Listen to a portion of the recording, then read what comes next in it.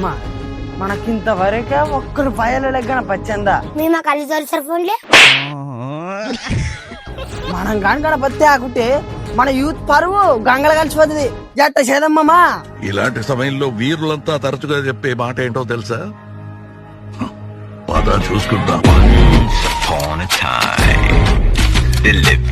చందా మీరేం నా గుద్ద కళ్ళ కరుచుకున్నట్టు కరుచుకున్నారా? నన్ను ఇడిసారా?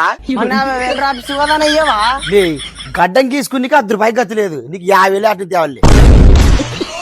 అన్నా అట్లా నొద్దనా ఈడిస్తంత ₹1 లేవు గణపద్యానికే. సర్లే కానీ నువ్వు పని చెప్తే చేస్తారా? మరి గణపతి తీసుకురానికి ఏం చేయమంటే అది చేస్తామన్నా.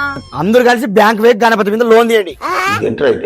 గణపతి మీద లోనా? అవు మరి మనుషులకి లోన్ ఇస్తారు, దేవుళ్ళకి ఇయ్యరా? సర్లే గణపతి మీద లోన్ తీసుకొస్తాము. మరి డబ్బులు ఎవడు కడతారని వాళ్ళకి? వానాయనకేటి కడతావు డబ్బులు? మరి ఎట్లా? వానాయనలు ఎట్లా డబ్బులు కట్టుకునేకి వస్తారు, మనం ఎట్లా లేము. వానాయన గణపతులు వానాయలు ఎత్తకొస్తారు. ఈ మంచి ₹10 లేకున్నావు భయం బాగదే. అవులే అన్నా, ఈ సంవత్సరం నుంచి మా గణేష్ కమిటీ యూత్ లీడర్